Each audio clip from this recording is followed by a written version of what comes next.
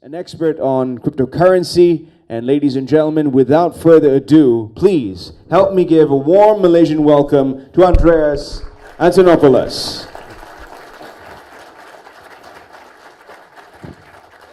Thank you very much. Thank you. Hi, everyone. Good afternoon. Salam alaikum. It's a real pleasure to be here. It's my first time in Malaysia. I've now been in Kuala Lumpur for less than 24 hours, and I'm enjoying it a lot, very much so. This is my latest book. It was published in September. It's called The Internet of Money. People often find that this is a difficult topic to understand. Bitcoin is a difficult topic to understand, and I've published 2 books on it. The first book, Mastering Bitcoin, which is over there, is for software developers, engineers, technical people. How many people here are software developers, engineers, technical? Anyone? Okay, so 5 people in this room can read that book. It explains how Bitcoin works, and you can probably read the first 3 chapters before you get into the very technical stuff, and from that point on, it's a bit challenging. It's challenging not because I aim it to be challenging, but because Bitcoin is a complex subject. Now, for everybody who's not a developer, the reason I published that book, The Internet of Money, is this isn't about how it works. This is about why it matters.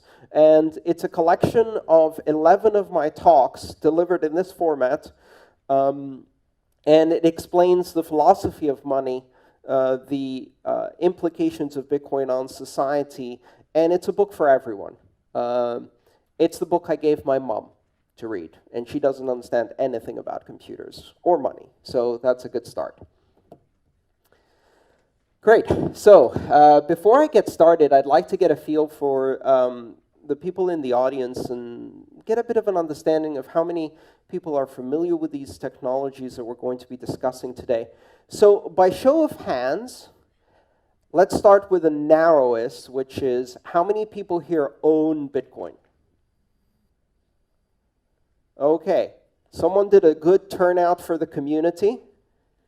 Hi, thank you for coming. Hi, thank you for coming.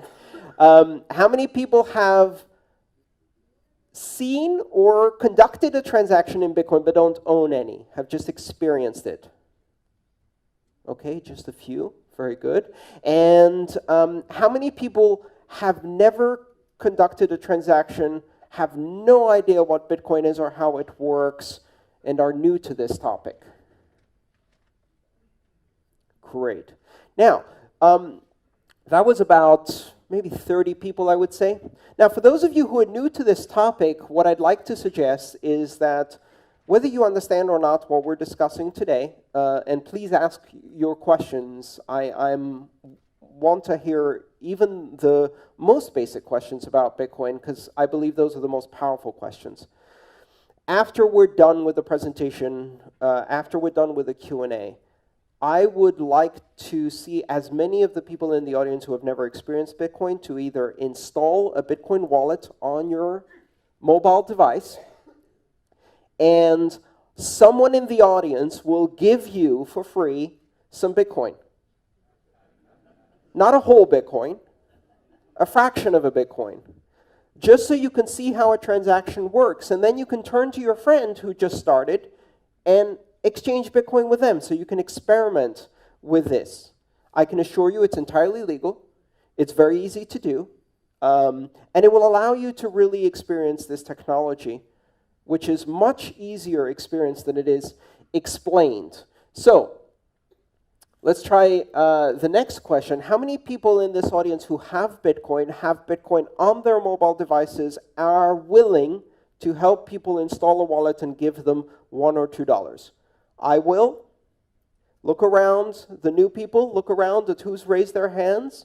Find these people after the Q&A. Ask them to give you a small amount of Bitcoin and help you set up a wallet. Don't be shy. I will be happy to do it myself. All right. With that, let's get started with Bitcoin basics. In October of 2008, on an obscure, anonymous mailing list called the Cypherpunk mailing list, an anonymous participant using the pseudonym Satoshi Nakamoto announced the publication of a paper and said, "I think I have solved a problem in computer science. I have found a way to create a system of electronic cash that is direct between people, peer-to-peer, as we use the term in computer science. In this system of electronic cash, I've written a white paper and I have implemented it in software." And on that day, Satoshi Nakamoto published the white paper. You can download it online. It's available at bitcoin.org. You can do a search for it, the Satoshi Nakamoto white paper or the Bitcoin white paper. And in 9 pages, Satoshi Nakamoto described in detail and in ways that predicted many of the things that happened over the next 7 years, what Bitcoin was and what Bitcoin could become and how it would work. But he didn't stop there, or she didn't stop there, or they didn't stop there, because we don't know if Satoshi Nakamoto is a man, a woman, or a group of people, or an alien being from the future. Okay, probably not that last one. Satoshi Nakamoto then published software and invited people to participate in running a network. And this gives you the first hint as to how Bitcoin works. Bitcoin is software. Bitcoin is an application, among other things. You download this application, you run it on your computer. You can run it on a laptop, you can run it on a desktop, preferably on a computer that's permanently connected to the internet. It uses quite a bit of RAM and disk space right now, but in those days it was very lightweight. And if you run this program, it reaches out on the internet and it finds other people running this program. You don't know who these people are. It doesn't reach out to specific people. It creates a random mesh network, what we call a peer-to-peer network, where every participant in the system is equal. There's no special computer. They're all just talking to each other. It creates what in network terms we would call a crowd. So randomly reaches out and connects to various other computers running the Bitcoin software. And together they create a network. And that network is used to exchange and propagate transactions. And these transactions are encoded in a digital format. They contain information about the transfer of value and the authorization to transfer value between participants. Nobody controls this network. And this is a critical concept. Nobody controls this network. You can be running one of these computers. You do not control this network. You run one of these applications. It connects to other people. And you run another one of these applications. And it talks Bitcoin to the other computers that are talking Bitcoin. But no one is in control. No one is in charge. Just like when you're running a computer that speaks on the internet and communicates with other computers on the internet, no one is in control. If you interact directly between these systems. That network started on January 3rd, 2009. And on that day, the world changed. For the first time in the history of money, in the history of trust, in the history of institutions, in the history of humanity, A system that is completely independent of authority, is completely independent of institutions. A system that develops trust as the result of collaboration, communication, and computation through cryptography was born. This system allows people to exchange value, to transmit money. And this money is called Bitcoin. So Bitcoin is the application. It's the software that you run on your computer that communicates with all of the other computers running the Bitcoin software. Bitcoin is the name of the network that runs, the Bitcoin network, which is the collection of all of these computers. Some 6,500 of them around the world, anywhere there is internet, are the ones we know that advertise their presence, several thousand more that don't, and tens of thousands that simply listen onto this network without actively participating. The Bitcoin network. And all of this is an infrastructure that is used to create and transmit value in the form of transactions expressed in a new currency, the Bitcoin currency. And the Bitcoin currency is unlike any other form of money we have ever seen before. First of all, as a form of money, it does not exist in physical form. It is the culmination of a trajectory we've seen in human history.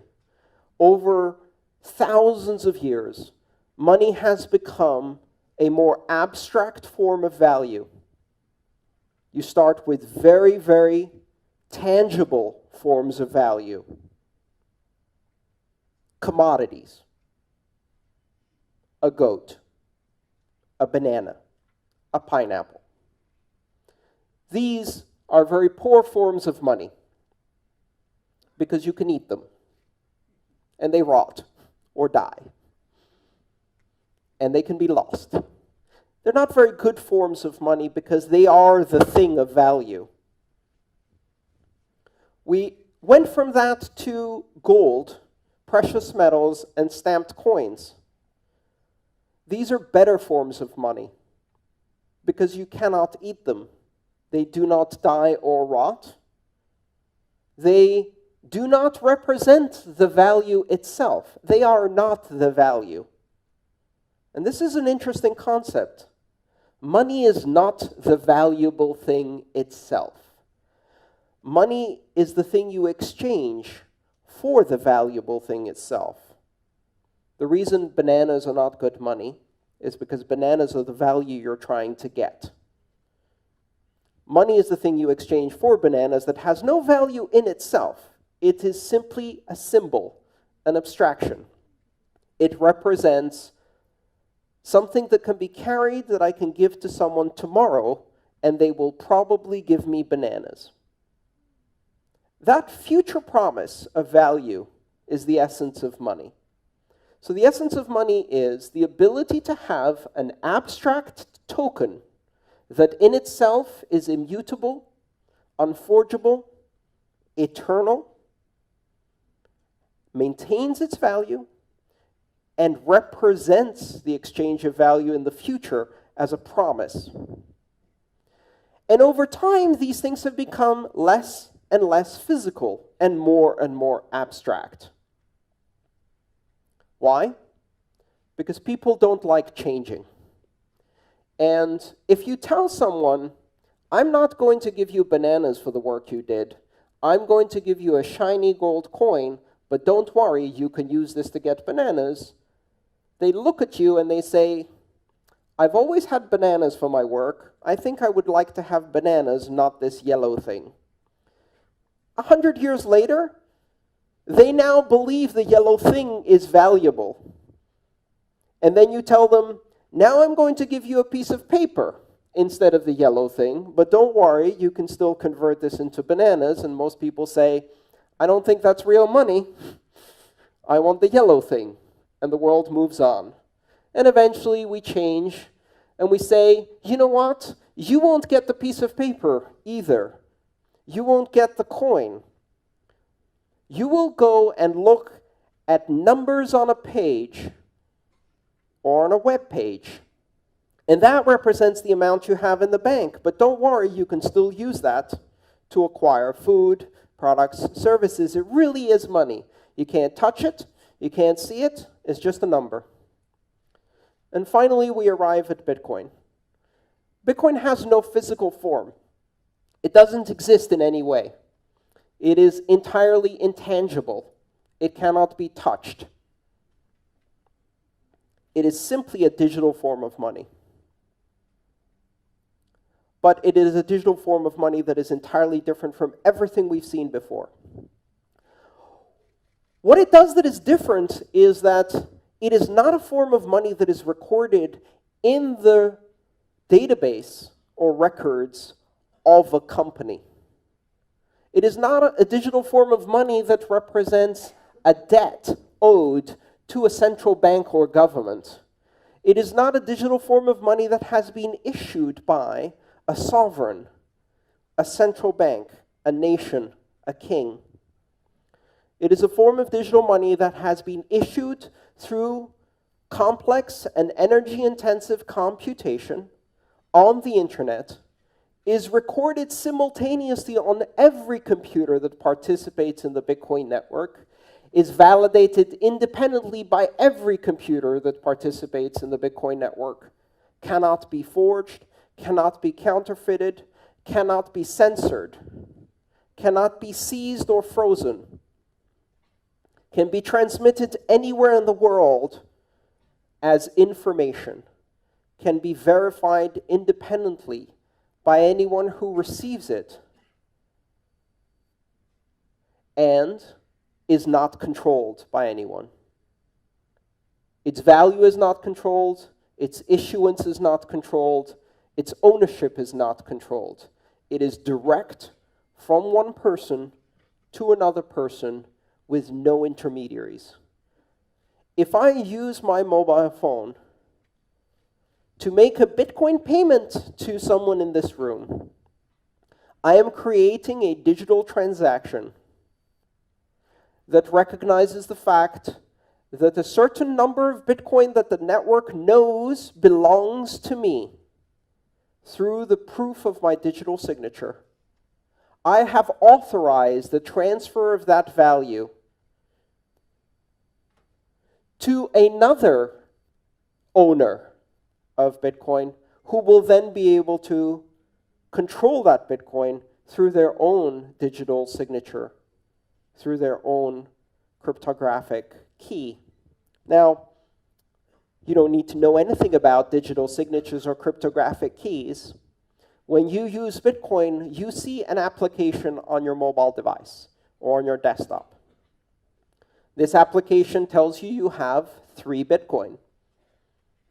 It allows you to enter the address of a recipient, which is a number, just like an email address. It allows you to select an amount of Bitcoin you wish to transact. And when you click send on your application, it uses the digital signature and private key that is embedded in your device to create and sign a transaction that is advertised to the entire Bitcoin network and says, I have transferred this value. And then the entire network now knows that this value belongs to someone else. They don't know who this someone else is. Nobody knows. When you do a Bitcoin transaction, it is not related or attached to identity. You do not need to create an account. You do not need to register. You do not need to provide ID or name or location or address, age, gender, race, religion, nationality, nothing. You don't even need to be human. And you laugh, but it is true. Bitcoin enables, for the first time in human history, non-human entities to actively control and own value, which is bizarre because we've never had that in any legal system in the world. We have the legal fiction of corporations, and corporations can own value, but corporations can only exist as associations between living human beings. In Bitcoin, a software agent that is not owned by anyone, through the use of cryptography, can own and transact in Bitcoin internationally. This creates some very interesting and also very disturbing possibilities for the future. Artificial intelligence systems can own and control money without any living human being involved. You can have corporations that have no directors, no living humans in control, that are controlled entirely by software. Back to people, though. If you are a person who has installed a Bitcoin wallet, you must pass a complex test in order to install this software. You must be able to download an application. That's it. Now, if you happen to own an iPhone, you must remember your iTunes password in order to install an application. And so far, I have found that this is the most difficult part of becoming part of the global economy of Bitcoin, is remembering your iTunes password. But if you can do that, if you can access the Google Play Store, if you have basic familiarity with mobile applications, if you can download an exe on Windows and install it, if you can double-click a mouse, that's it. You don't have to provide your name, your email address. You don't register or create an account. You don't have to prove who you are, where you are, or show that you are worthy. You do not have to have a credit score. You do not have to be authorized. This is something that is entirely different from every system of money we've ever had before. Now, for the internet generation, this is a very familiar concept. When you open a browser and you start using the web, do you have to register or get a license to use the web? Do you have to create an account to visit Wikipedia? No. The only requirement is that you are able to download, install, and operate a web browser. There was a time when the idea of allowing every human to be able to communicate without borders or censorship on the World Wide Web was terrifying to people. To some people, it still is terrifying. Most of the younger generation find it liberating in a global sense. Bitcoin does that to money. What happens when every human being on the planet, through the simple act of downloading and installing an application, can become a member of a global economy without borders, one that allows people to transmit and receive money at will, anywhere in the world, 24 hours a day, uninterrupted for the last 7 years, with fees that do not depend on the amount of money you're sending, but pay simply for the capacity you use on the network. You can transmit a Bitcoin transaction for about $1. And it doesn't matter if you send $1 or $100,000, you still pay $1. It doesn't matter if you're sending it from here to another province in Malaysia, or if you're sending it from here to the opposite end of the planet. It doesn't matter if you are an individual or corporation, or if you're sending it to an individual or corporation. It doesn't matter if you're sending it to someone who is rich or someone who is poor. You can. Bitcoin changes the way we approach finance completely. But that's just the first layer. Because the technology that makes Bitcoin possible, that allows two people from opposite ends of the planet to securely transact with each other without knowing each other and without trusting each other, opens up an entire range of applications that we haven't yet imagined. Bitcoin is not just money for the internet. Bitcoin is a platform. The technology that Bitcoin uses, a combination of the blockchain, which is the global transaction ledger that records every transaction, the decentralized consensus mechanism called proof of work that allows security on the Bitcoin blockchain, the open system of access that allows anyone to participate without barriers, and its borderless and neutral nature that make it possible for anyone to participate regardless of who they are, where the only thing that matters is whether a transaction is valid, not who is the source or destination, not what is the amount. These fundamental building blocks that make Bitcoin possible open the door to dozens and then hundreds and then thousands of applications of trust. At its core, Bitcoin represents the replacement of trust through institutions to trust through networks. For centuries, human society has been based on the fact that in order to coordinate the activity between large numbers of people, we have to have something to trust. And until now, the best answer to that problem was institutions.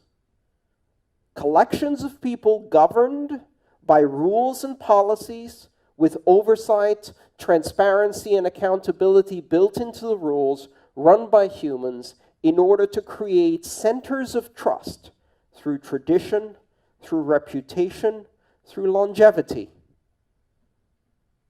Institutions of trust are failing. They're failing all over the world. They're failing when they are newspapers. They are failing in political institutions. They are failing in numbers of ways. And the reason they are failing is because they represent systems of scale for industrial societies. And we are no longer industrial nation-state societies. We are now information societies of global scale that collaborate across borders at massive scale. We are now solving problems that affect not 30 million people in one country, but 7.5 billion people on one planet. And for problems of that scale and collaboration of that scale, traditional institutions do not work. They fail to scale. They're not evil. They're not deliberately corrupt. They simply fail to solve the problems of a global society. And yet, during that very time that we see these institutions failing, we have seen the emergence of new systems of governance, of new systems of global collaboration, systems that do allow us to collaborate, communicate, and solve problems at scale. And the first of those systems was the internet. And with that, we see the first system of communication that transcends nations, that transcends borders, that allows anyone everywhere and anywhere to communicate. Bitcoin represents that happening to money. It represents a network-centric system of money that is beyond the nation state. A network-centric system of money that scales and allows people to collaborate on a global basis, that allows anyone everywhere and anywhere to participate in a global economy without barriers, without borders, without ID, without credentials, simply through the act of running software. And that will change the world. Thank you.